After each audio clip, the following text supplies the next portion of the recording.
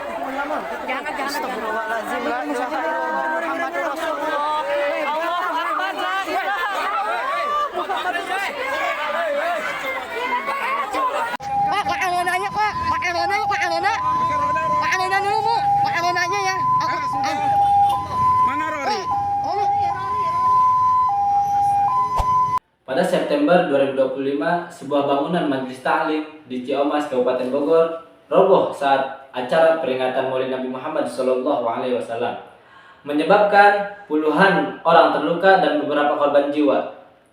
Penyebab robohnya bangunan diduga karena struktur yang tidak kuat menahan beban banyak jamaah. Korban jiwa mencapai 5 orang, termasuk balita yang berumur 2,5 tahun, dan korban luka-luka mencapai 174 orang. Lokasi kejadian tepatnya di Kampung Ciapus, Desa Sukamakmur, Kecamatan Ciomas, Kabupaten Bogor, tepatnya pada tanggal 7 September 2025 sekitar pukul 9.15 waktu Indonesia Barat. Bangunan roboh saat acara Maulid Nabi sedang berlangsung.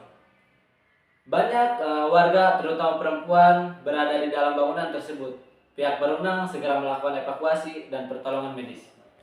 Baik teman-teman, tanggapan saya terhadap tragedi ini, tragedi robohnya bangunan Majelis Ta'lim di Bogor menjadi peristiwa yang sangat memprihatinkan dan menyisakan luka yang sangat mendalam. Bukan hanya kepada keluarga, tetapi seluruh umat muslim. Teman-teman, mengapa demikian? Karena tragedi ini terjadi ketika hari besar umat muslim, yaitu ketika berlangsungnya kegiatan Maulid Nabi Muhammad Sallallahu Alaihi Wasallam, yang seharusnya pada hari itu menjadi momen keberkahan, momen ketenangan bagi umat muslim. Karena adanya tragedi ini menjadi momen kesedihan umat muslim. Teman-teman sekalian, tragedi ini menunjukkan bahwa keselamatan dan kelayakan bangunan merupakan hal yang tidak boleh diabaikan. Terlebih ketika digunakan untuk kegiatan yang melibatkan orang banyak. Evaluasi terhadap aspek perencanaan, konstruksi, perawatan, serta batas kapasitas bangunan merupakan tanggung jawab bersama, baik oleh pengurus, masyarakat, maupun pemerintah sebagai pengawas. Selain itu teman-teman, tragedi ini menjadi pengingat penting bahwa kegiatan keagamaan bukan hanya membutuhkan kesiapan spiritual, tetapi juga kesiapan fasilitas yang memenuhi standar keamanan. Sikap empati, bantuan kemanusiaan, dan dukungan moral terhadap korban dan keluarga harus dikedepankan, sambil tetap memastikan bahwa kejadian serupa tidak akan terulang. Oleh karena itu, diperlukan upaya kolaboratif dalam memperbaiki manajemen keselamatan fasilitas publik berbasis komunitas agar jamaah dapat beribadah dengan aman, nyaman, dan layak. Teman-teman sekalian yang dirahmati Allah Subhanahu wa taala, kejadian ini jadikan untuk kita semua pelajaran. Dalam Islam kita yakin bahwa tiada satupun peristiwa yang terjadi kecuali atas izin Allah Subhanahu wa taala dan ketetapan Allah Subhanahu wa taala. Apa yang kita lihat sebagai musibah bisa jadi adalah pintu pahala, penggugur dosa, dan bentuk cinta Allah kepada hambanya. Namun perlu diketahui oleh teman-teman sekalian, musibah ini juga menjadi pelajaran penting bagi kita semua. Kita diajarkan untuk tidak hanya mempersiapkan hati ketika beribadah, tetapi juga memastikan tempat yang kita gunakan aman, layak, dan terjaga. Islam adalah agama yang menempatkan keselamatan sebagai bagian dari syarat, bahkan sebelum ibadah itu dilakukan. Nabi Muhammad SAW bersabda, tidak boleh membahayakan diri sendiri dan orang lain. Hadis riwayat Ibnu Majah. Mari kita doakan saudara-saudara kita yang menjadi korban ketika tragedi tersebut, serta jadikan tragedi ini sebagai pengingat untuk semakin dekat kepada Allah Subhanahu wa taala.